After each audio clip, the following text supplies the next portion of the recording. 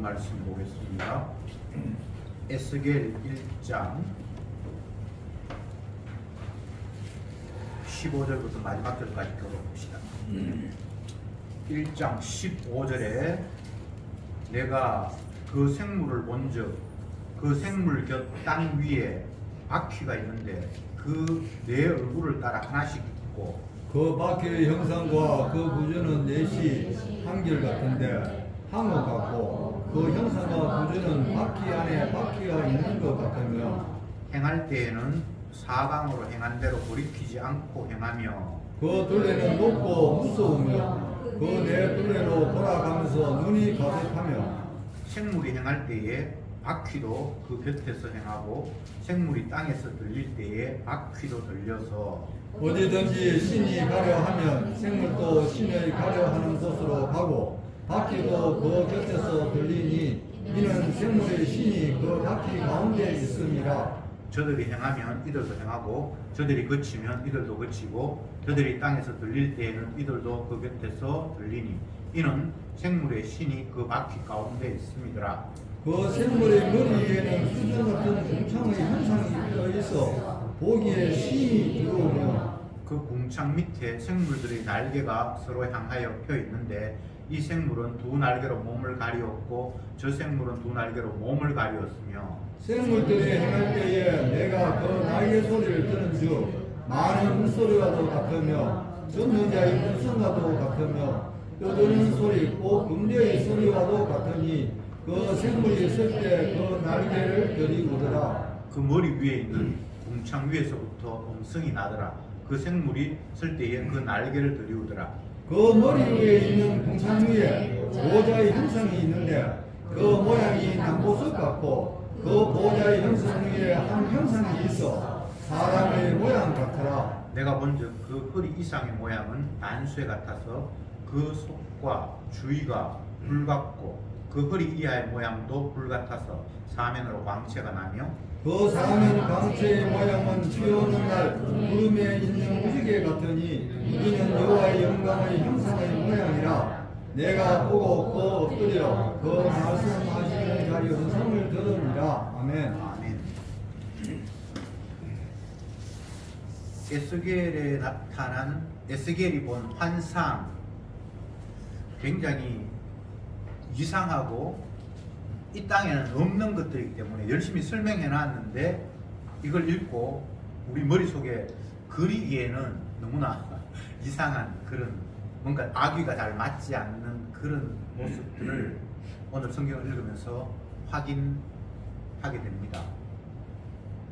에스겔이 본 환상은 지난주에 앞에서 나타난 것은 생물체가 천사라고도 할 수 있고요. 있는데 동서남북 내 얼굴이 모양이 다르고 사람처럼 굳이 말한다면 생긴 것 같은데 일제히 그 동서남북이 같이 이렇게 움직인다 그렇게 표현을 해 놓았고요.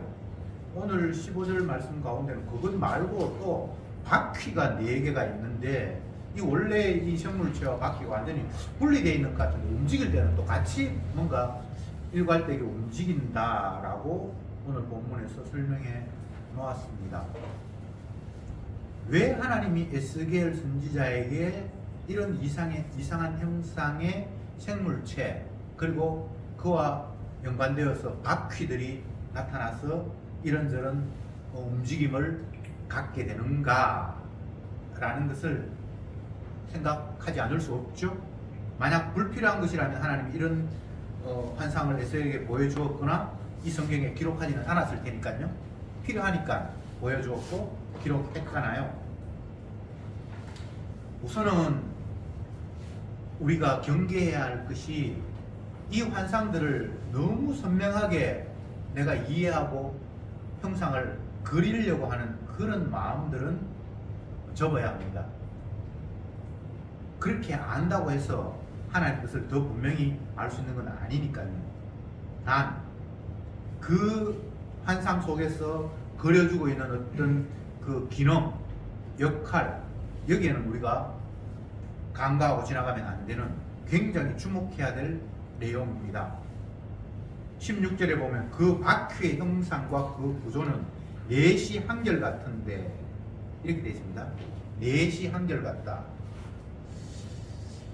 생물체가 있는데 또 바퀴가 따로 있어요. 근데 바퀴가 4개가 있는데 그 4개가 한결같다.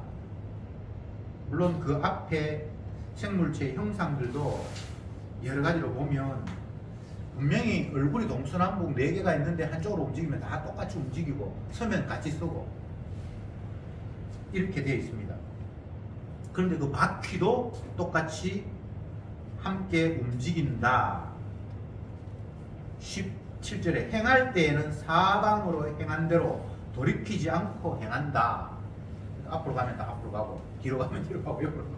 분명히 4개인데 각자 따로 움직이는 게 아니고 한 덩어리가 되어서 움직이는 이런 모습. 18절에는 둘레가 높고 무서우면 그 4둘레로 돌아가면서 눈이 가득했다. 하여튼 희한한 모습이에요. 그 다음 20절에 보면 어디든지 신이 가래하면 생물체도 신이 가래하는 곳으로 가고 바퀴도 그 곁에서 들려서 이는 생물의 신이 그 바퀴 가운데 있음이라.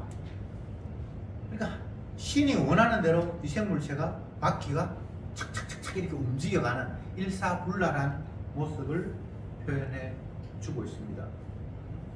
22절에 보면 그 생물의 머리 위에 수정 같은 궁창의 형상이 보여 심히 두렵다. 그 모습이 굉장히 무서운 형상을 하고 있고 23절에 그 궁창 밑에 생물들이 날개가 서로 향하여 펴 있는데 이 생물들이 두 날개로 몸을 가렸고 저 두 생물도 몸을 가렸다. 그 다음 28절에 보면 사면 광채의 모양은 비 오는 날 구름이 있는 무지개 같은 이는 여호와의 영광의 형상의 모양이었다. 어쨌건 뭔가 이렇게 생물체가 있고 또 바퀴가 있고 그런데 땅에서 보는 그 무엇과는 견줄 수도 없는 이상한 무엇이 있는데 이 이상한 것들이 움직일 때는 한결같이 딱 일사불란하게 움직이고 신이 원하는 방향을 향해서 다 움직였다. 이런 내용들이 이 이상한 생물체 그리고 그 생물체에 박혀있는 바퀴의 모습이다 라고 성경이 기록하고 있습니다. 간단하게 말씀드리면 이 생물체는 천사라고도 표현할 수 있는데 하나님에 의해서 움직이는 천사. 그런데 이 천사의 역할들은 심판하는 기능을 가지고 있습니다. 왜 심판하는가? 하나님이 이 세상을 보면서 인간을 향해서 분노하시기 때문에 하나님이 원하시는 방향으로 움직여가지 않고 불순종하기 때문에 하나님께서 심판하신다라는 겁니다. 모든 선지서의 내용은 하나님의 분노로 심판한다는 것으로 일관하고 있습니다. 성경 전체가 그 이야기를 하고 있습니다. 앞 시간에 우리가 스바냐 말씀을 살펴봤는데 역시나 하나님께서 분노하셔서 심판한다 라는 말씀을 하셨죠. 에스겔도 예외는 아닙니다. 그런데 여기에는 이상한 생물체가 환상 가운데서 보였고 그 생물체의 모습이 이 땅에 있는 그 무엇과는 비교할 수 없는데 그들이 일사불란하게 하나님의 지시에 따라서 움직이고 한다. 세상은 주님이 분노하셔서 심판하신다. 이게 예수님께서 하신 이야기도 똑같은 이야기입니다. 주님께서 이 땅에 오시면 마지막 때에 알곡은 모아 곳간에 들이고 쭉정이는 꺼지지 않는 불에 태운다. 좋은 열매 맺지 않는 나무는 찍어 불에 던질 것이다 라는 것이 세례 요한에 전하는 내용이었고 예수님께서도 똑같은 말씀을 하셨습니다. 씨 뿌리는 비유에서 예수님께서 그 비유를 설명하시면서 하시는 말씀이 열매를 제대로 맺지 못하는 것들은 결국은 심판한다. 불로 다 태워버린다. 이런 말씀을 또 하셨습니다. 그런데 그 하는 역할들, 심판하는 역할들이 천사의 역할이에요. 오늘 이 본문에 나타난 이 무서운 생물체가 하나님의 뜻에 어긋나는 것들은 심판해버리고 불태워버리는 기능을 하게 됩니다. 이 그림을 구체적으로 실현한 장면들을 떠올린다면 성경에 몇 군데가 있습니다만, 대표적으로 이스라엘 백성들이 애굽에서 마지막 탈출할 때에 하나님께서 모세에게 지시하시기를 어린 양을 잡아서 그 피를 너희가 거주하는 문설주와 임방에 발라라, 문틀에 발라라. 그러면은 그 집은 심판하는 천사가 넘어가고 그 피가 없는 모든 집에는 그 천사가 맏아들을 다 살인할 것이다. 이렇게 말씀하셨죠. 그런 모습이 살인기계, 모든 첫 것을 다 죽이는데, 첫 것을 죽인다는 것은 뭐 두 번째, 세 번째 다 죽고 마땅하다는 의미인데, 첫 것을 죽인다, 장자를 죽인다, 사람도 죽이고 짐승들 가운데 첫 것도 다 죽이는데, 그러니까 모든 생명체를 다 죽인다는 이야기죠. 그런데 죽이는데 어린 양의 피가 발려있는 그곳에는 죽이면 안 된다라는 것이 하나님께서 천사를 향해서 주신 숙제였습니다. 그러면 그 천사는 오늘 본문에 이 나온 것처럼 정말 무서운 존재인데, 하나님이 시키시는 대로만 합니다. 융통성이라고는 없습니다. 심판하러 갔는데 그 장자는 5대 독자라. 그러면 그 장자 죽으면 대가 끊겨요. 그리고 그 장자가 너무 착해. 그럼 이 집은 심판하지 말고 넘어갈까? 뭐 이런데 예외가 없습니다. 천사는 그냥 기계예요. 하나님의 말씀이 입력되면 그 말씀대로만 실행하는 존재가 천사입니다. 오늘 이 본문에 나타난 에스겔이 본 환상이 그런 존재예요. 하나님이 심판하라고 그러면 여과 없이 그냥 심판해 버립니다. 그런데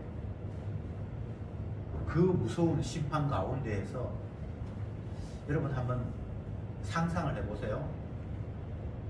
출애굽할 당시에 애굽이라는 나라는 굉장히 거대한 나라였고, 그 당시에는 가장 강국, 잘 사는 나라라고 그렇게 이해하시면 정확합니다. 그런데 하나님이 그 큰 나라에 가정마다 초태생, 장자를 다 죽인다. 그러면 집집마다 다 초상이 나는 거잖아요. 정말 무서운 하나님의 심판이죠.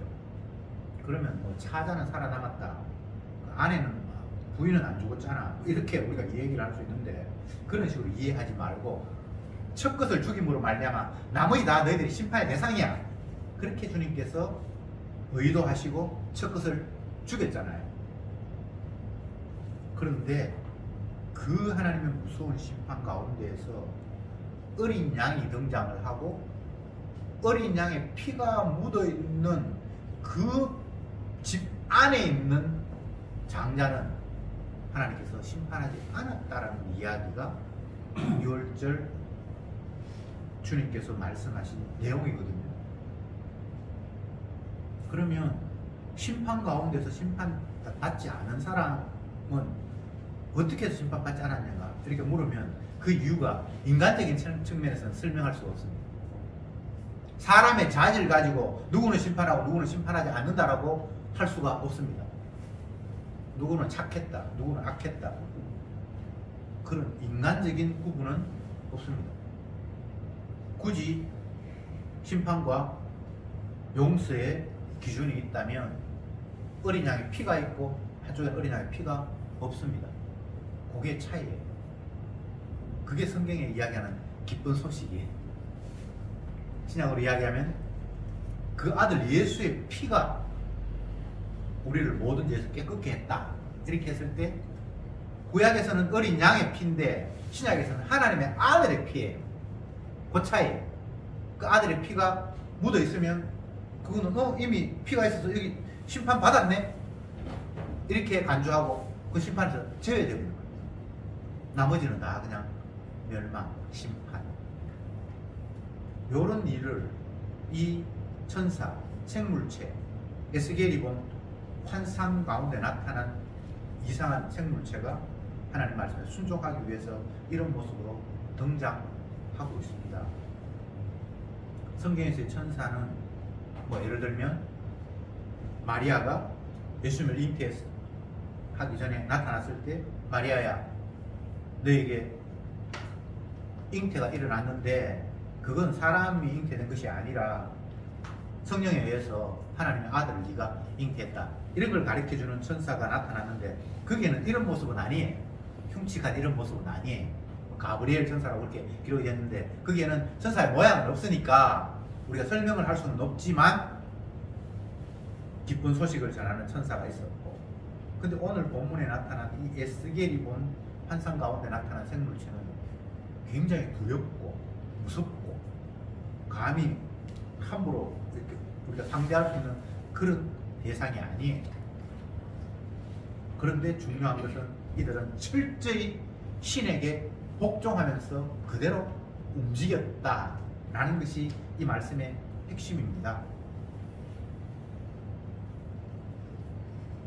하나님은 자기 뜻대로 세상 만물을 주관하시는 분입니다. 그 하나님의 일을 성실히 감당하는 최천병 일꾼이 천사들입니다. 심판도 천사가 하고 또 기쁜 소식도 천사가 전하고, 물론 신약에는 성령께서 그 일을 하시고, 저와 여러분들은 하나님이 하시는 일 앞에 뭐 의문을 제기할 수 있을까? 물론 뭐 의문을 가질 수는 있습니다. 근데 의문을 가진다고 해서 문제가 해결되는 건 아닙니다. 그냥 피조물은 하나님이 하시는 일을 당하는 것 뿐이에요. 받아들이는 것 뿐이에요.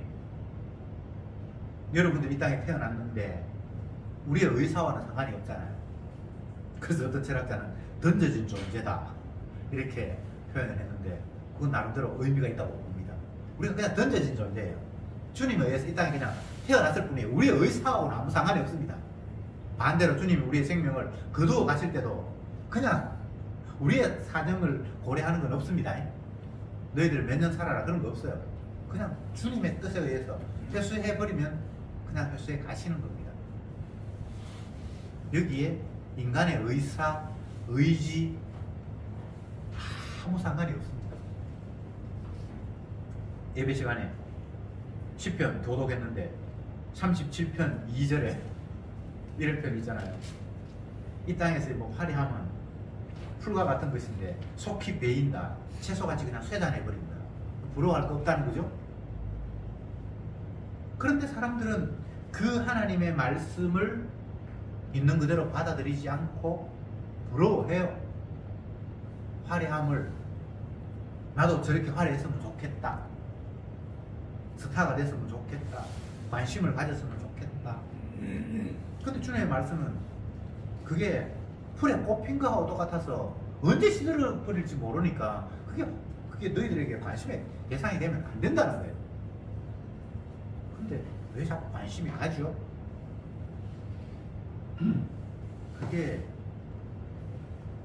하나님만이 영광 받을 수 있는 자격이 있고 주님만이 자기 뜻대로 할 능력이 있는데 선악과를 따먹어서 인간들이 스스로 신이 된 것처럼 착각에 빠져있기 때문에 그런 마음이 드는 거예요. 모두가 다 우리는 스스로 신이라고 착각하고 있어요. 갓난애기부터 해가지고 태어날 때부터 우는 게 지 뜻대로 안 되면 울어요. 불편하면 울어요. 이유가 없어요. 자기 뜻대로 하고 싶은 거예요.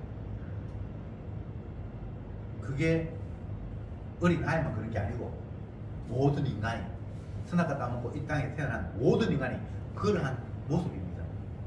다 지 뜻대로 하고 싶은 거예요. 왜 두 사람이 서로 다툽니까? 서로 자기 뜻 고집하기 때문에 다투는 거예요. 이유가 없습니다. 왜 사랑한다고 결혼했다가 이혼합니까? 자기 뜻대로 하고 싶은데 상대가 내 뜻을 용납하지 않는 거예요.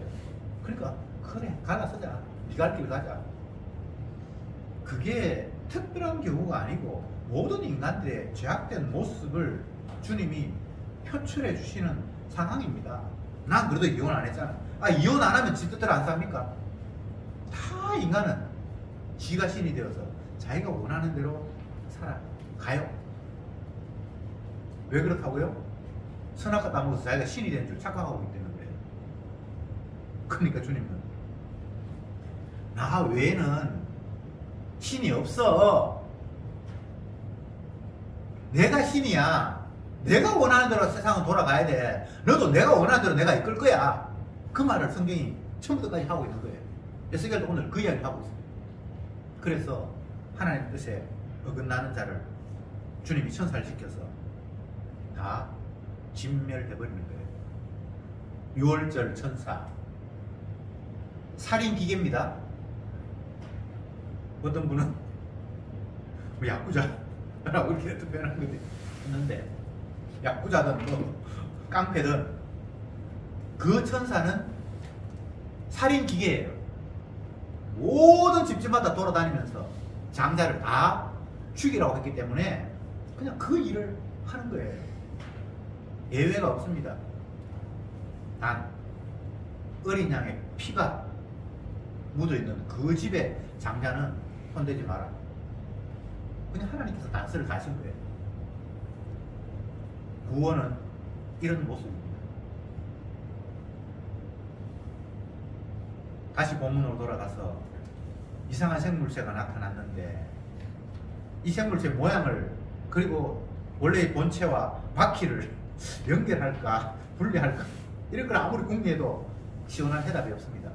그런데 우리가 관심 갖지 말고 이들이 하는 기능을 보니까 한결같이 움직이네. 신의 뜻에 따라서 일제히 움직이네. 그리고 뭐 날개가 몸을 가렸네. 결국 이 모양은 여호와 하나님의 광채의 형상을 닮았다고 하네. 그러니까 주님의 영광이 그 생물체에 나타나서 하나님이 하시는 일을, 주님이 시키시는 일을 철저히 하는데 이들은 심판의 기능을 맡았구나. 그렇게 이해하시면 이 본문을 정확하게 이해하시는 겁니다. 다시 말씀드리지만 여기 나타난 이 생물체는 심판하는 기능을 주님 앞에 부여받아서 하나님이 심판하라고 맡겨준 자를 사정없이 유월절로 이야기하면 어린 양의 피가 없는 모든 집을 돌아다니면서 장자를 다 죽이는 것 같은 그런 역할들을 이 생물체가 하게 됩니다. 왜 성경이 이런 이야기를 기록해 놓았습니까? 우리가 존재하는 이 세상은 하나님께서 이런 식으로 심판하실 대상이라는 것을 우리에게 다시 한번 일러주십니다. 세상을 이것 외에 다른 안목으로 바라본다면 그건 다 마귀의 속임수예요. 이런 세상 말고 다른 세상은 없습니다. 어린 양의 피가 없는 자는 다 진멸하게 되어 있는 것이 저와 여러분들 놓여 있는 이 세상입니다. 그러니까 신약의 사도들은 심판받을 이 세상, 죄 때문에 심판받아야 될 너희들은 유일하게 소망이라고 하면 예수님이 대속의 피를 흘렸다는 그 소식 외에 다른 소식은 복음이 아니다 라고 이야기를 할 수밖에 없었던 겁니다. 애굽의 모든 장자를 다 죽이실 때에 거기에서 유일한 기쁜 소식은 어린 양의 피라는 이야기가 유일한 기쁜 소식이지. 그래서 그것 외에 다른 기쁜 소식은 없습니다. 그 6월절의 주님의 심판이 세상 끝날 그대로 일어나거든요. 그러면 주님이 심판하실 때, 6월절 심판하실 때, 아니 세상 끝날에 심판하실 때 유일한 기쁜 소식은 그냥 예수님의 피, 어린 양의 피, 그거 말고는 없잖아요. 그런데 오늘날 교회의 모습을 한번 보세요. 정말 무엇이 그들에게 기쁜 소식으로 들려집니까? 인기 있다고 하고 많이 모이는 교회에 목사의 설교를 한번 들어보세요. 피만 이야기합니까? 전혀 아니거든. 열심히 기도하십시오. 기도하시면 하나님께서 여러분들을 살리십니다. 히스기야는 죽을 병에 걸렸는데 하나님 앞에 간절히 기도해서 15년이나 생명이 연장되었습니다. 피 흘렸다, 예수님이 십자가에 피 흘렸다는 그것 말고 또 다른 기쁜 소식이 있는 거예요. 기도하면 응답받는다는 거. 또 어떤 게 있습니까? 3년 6개월 동안 비가 오지 않아서 굶어 죽을 지경이 됐는데 겨우 떡 하나 구워 먹고 기름 한 방울밖에 없는 그냥 하루 한 끼의 양식만 남아있는데 선지자를 대접했습니다. 그래서 그 집은 세상에 흉년이 끝날 때까지 기름병에 기름이 마르지 않고 떡이 모자라지 않아서 그들은 살아남았습니다. 여러분, 주님 앞에 드리면 여러분 굶는 거 걱정 없습니다. 이게 그들에게는 기쁜 소식으로 유통되고 있는 것이 오늘 이 세상에 거짓 복음이 전파되는 현장입니다. 그러면 6월절 날 천사가 이 오늘 이런 기계 같은 그런 천사가 살인 기계가 심판하는데 오늘날 거짓 복음 전하는 그 목사의 말 기쁜 소식, 야 주님이 심판하시는데 너희들이 양식을 가지고 가는 사람 앞에 줘. 그러면 심판받지 않을 거야. 그런 내용이 있다 없다? 없다. 그러면 하나님이 주기로 심판하셨는데 히스기야처럼 간절히 기도해서 죽음이 면했다 면하지 않았다? 그런 내용이 있다 없다? 없다. 그게 복음이 아닌가. 왜 사도 바울이 나는 너희가 예수 그리스도가 십자가에 못 박힌 것 외에는 제발 아무것도 알지 않기를 원한다라고 왜 이런 이야기를 했겠습니까? 그것 외에는 심판에서 건진받을 방법이 없기 때문에 그 이야기를 하는 거예요. 바울이 기도하지 않았겠습니까? 전도하지 않았겠습니까? 자기 것을 뭐 성도들에게 드리지 않았겠습니까? 다 했죠. 기도도 하고 전도도 하고 헌신도 하고 사람들이 말하는 복 받는다는 이야기도 다 했을 거예요. 본인도 했어요. 근데 그게 복음이야 라고 이야기하지 않았습니다. 왜? 그게 기쁜 소식은 안 되니까. 물론 은혜 받은 성도가 자기 재산을 헌금할 수도 있고 복음 전하기 위해서 자기 생명을 아끼지 않고 뭐 할 수 있고 밤새워 기도할 수도 있고 다 할 수 있어요. 그러나 그것이 우리 죄를 사할 수 있다? 아니요. 어떤 분이 서목사는 기도하지 마라 그랬다. 그런 이야기를 하시더라고요. 나 그런 말 한 적이 없는데. 기도해가지고 그게 복음이 안 됩니다라는 이야기를 했지. 제가 여러분들 헌금하지 마라는 그런 소리를 하나요? 헌금한다고 해서 그게 기쁜 소식이 아닙니다라고 했지. 그게 우리 죄를 사할 수 없다라고 얘기를 했지. 필요에 따라서 헌금도 하고 전도도 하고 기도하고 다 해야죠. 왜? 성령이 시키시는데. 근데 그것이 복음은 아니잖아요. 그것 해서 내가 죄 용서 받는다거나 그건 아니잖아요. 이걸 지금 구분을 못하고 사람들. 왜 그럴까요? 하기 싫은데 하지 마라 소리를 해버리면 자기가 죄책감이 없을 것 같은데 그 말을 안 하니까 찝찝한 거예요. 거짓 복음은 주의를 온전히 성수해야 잘 지켜야 복을 받습니다. 그러는데 복음은 일요일날 교회 나오는 거하고 우리 죄 사함 받는 거하고 아무 상관이 없어요. 그럼 상관이 없으니까 안 나와도 된다라는 말을 지금 하고 있는 거예요. 그 이야기하고 지금 전혀 다른 이야기잖아요. 근데 그걸 구분을 못하는 거예요. 구분을 못하는 게 주께서 못하게 하신 겁니다. 그 사람들이 IQ가 낮거나 그런 게 아니에요. 복음은 항상 알곡은 모아들이고 쭉정이는 밀어버리는 속성이 복음 안에 담겨 있어요.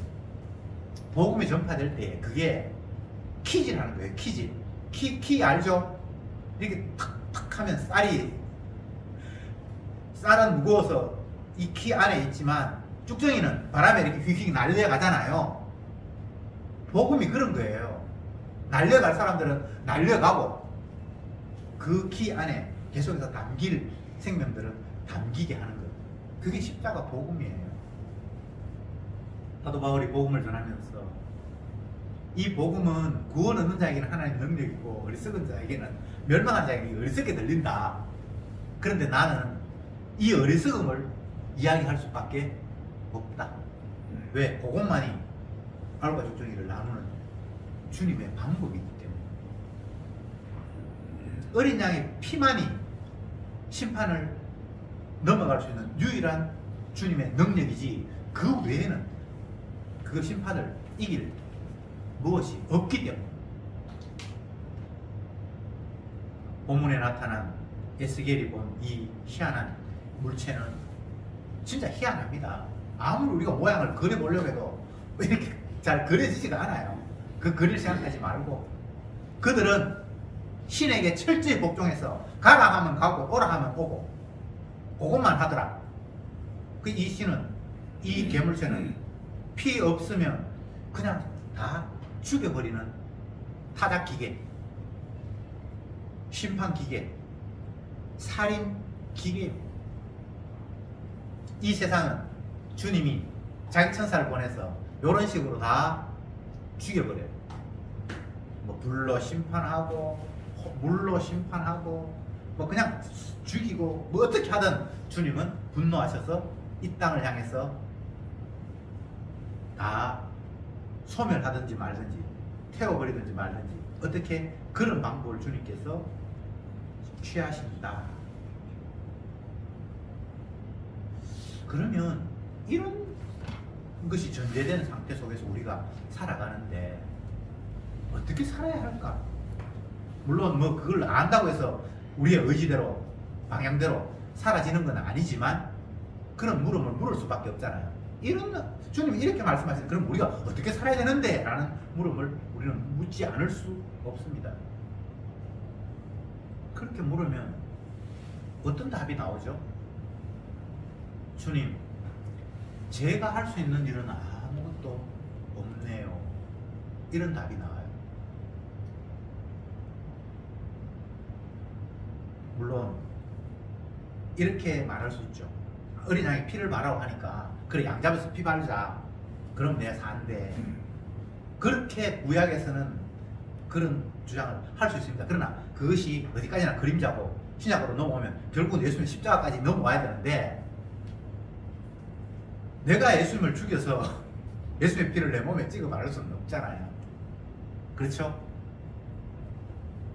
결국은 예수님이 자기 자신이 자기 목숨을 내주시는 식으로 우리에게 다가오십니다. 우리를 향해서 나 죽이라 하는 식으로 예수님은 계속해서 깔짝거리는 거예요. 어떻게? 우리가 너무나 분노하고 화를 내서 도저히 그를 용납할 수 없도록 주님이 계속해서 다가오시는 거예요. 너의 행사는 악하다. 너는 마귀 새끼이기 때문에 저주가 된다. 지옥 가야 된다. 열심히 뭔가 성실히 하고 있는데, 말씀에 순종하고 있는데 그게 다 마귀 짓이야. 예수님 그렇게 말씀하셨어요. 서기관, 바리새인, 대사장 하는 행사마다 쫓아가면서 그게 마귀 짓이다. 너희 애비는 마귀다. 너희들이 하나님을 안다고 웃기고 있네. 너희들이 아는 건 하나님이 아니야. 너희들이 섬기는 건 마귀야. 아버지를 아는 사람은 아들이 나밖에 없어. 이게 얼마나 그들에게 화를 돋구는 이야기입니까? 그들은 평생 하나님을 섬기며 살아왔는데 네가 하나님 섬긴다고? 네가 섬기는 건 마귀야. 이런 식으로 예수님이 말씀하셨잖아요. 그게 사실이고.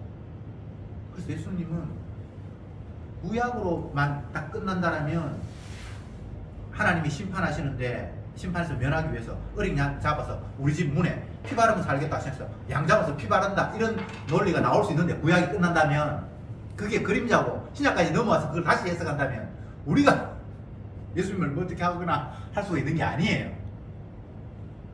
제가 말씀했잖아요. 이 하나님의 말씀, 천사를 시켜서 하나님께서 심판하신다라고 했을 때, 이게 우리가 놓인 현실이라고 했을 때 이거보다 더 다른 현실은 없어요. 뭐 어느 나라가 어떻고 뭐 대통령이 어떻고 뭐 어떻게 해도 이건 다 심판받아 불러주님께 태우실 대상에 지나지 않아요. 이런 상황 속에서 우리가 그럼 어떻게 해야 되는가? 답이 뭐라고요? 주님, 제가 할 일은 아무것도 없네요. 내가 뭔가 할 수 있는 게 아무것도 없네요가 답이에요. 그런데 주님이 그래, 그래서 내가 이 땅에 와서 내가 어린 양이 되어서 내가 피 흘려 죽었잖아 라고 주님이 말씀하시는 거예요. 그래서 제가 계속 이야기합니다만 복음서에서는 마태, 마가, 누가, 요한, 복음서뿐만 아니라 다른 데도 마찬가지입니다만 특히 복음서에서는 무엇을 마태가, 마가가, 누가가, 요한이 복음이라고 이야기했습니까? 하나님의 아들이 이 땅에 오셔서 십자가 죽었어요 라는 게 복음이에요. 그 이야기를 사복음서가 기록하고 있어요. 기도하면 응답받습니다. 하나님 앞에 충성하면 복받습니다. 그게 복음이 아니에요? 하나님인데 피조물인 우리들에게서 잡혀서 십자가에 피 흘려 죽었습니다 라는 게 유일한 복음이라고요.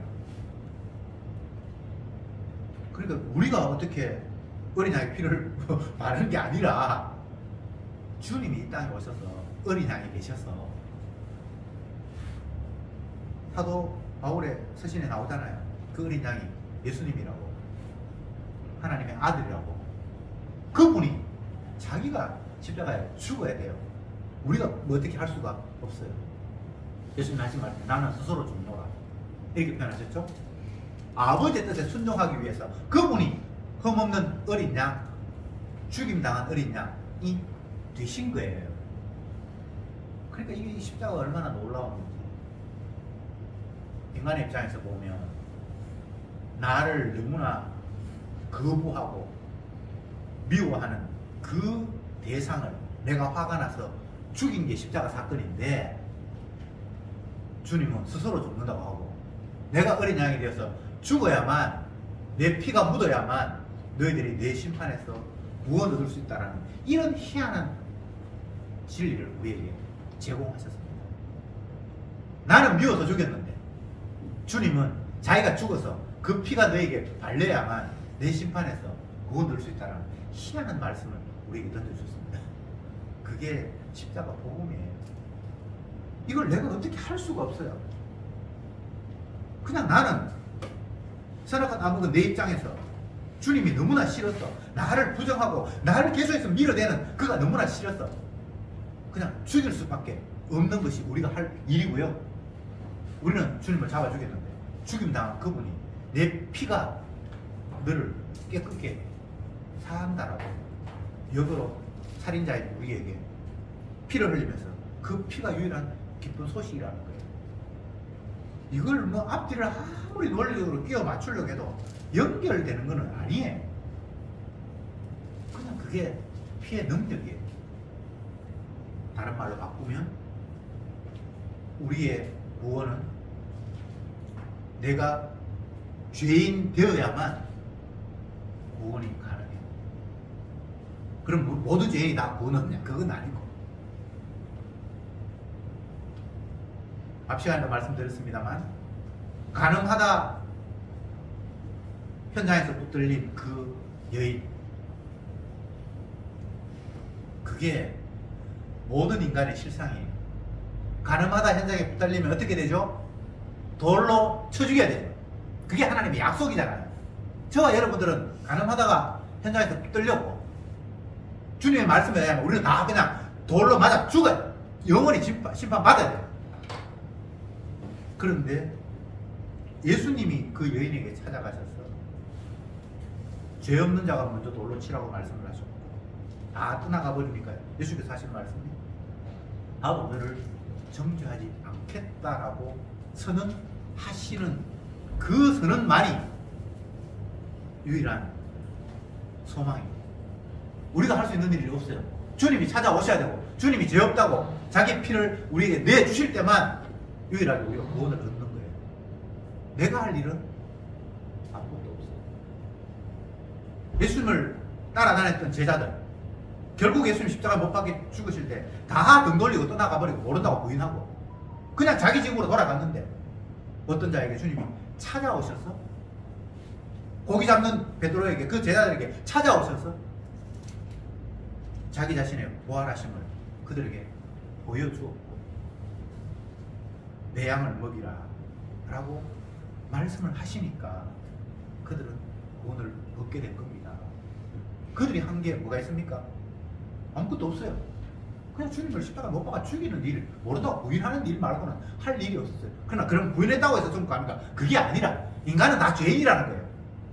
의인은 없나니 하나도 없으며 모두가 다 예수님을 잡아 죽인 죄인이에요. 모두가 가늠한 여인처럼 가늠하다가 현장에 붙들렸고 주님 앞에 빼도 박도 못하도록 우리는 현행범이에요. 그래서 돌로 맞아 죽임 당하는 게 우리의 마땅한 처지예요. 근데 주님이 찾아오셨어요. 내가 네 대신 저주받았다. 내가 네 대신 피 흘렸다. 나는 너에게 죄를 묻지 않겠다라고 찾아오시고 선언하시는 주님의 음성이 있을 때 그는 주님의 사랑을 증거하기 위해서 선택받은 주님의 사람입니다. 주님의 남은 자입니다. 그건 우리가 남으려고 남는 게 아니고 주님이 자기 피 자랑하려고 자기 피 선전하려고 자기 사랑이 얼마나 대단한 걸 보여주기 위해서 선택된 자입니다. 그래서 그 자들은 어떻게 살 수 있는가?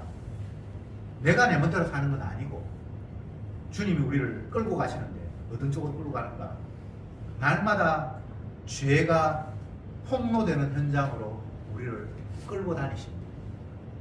그것도 죄고 이것도 죄고 저것도 죄고.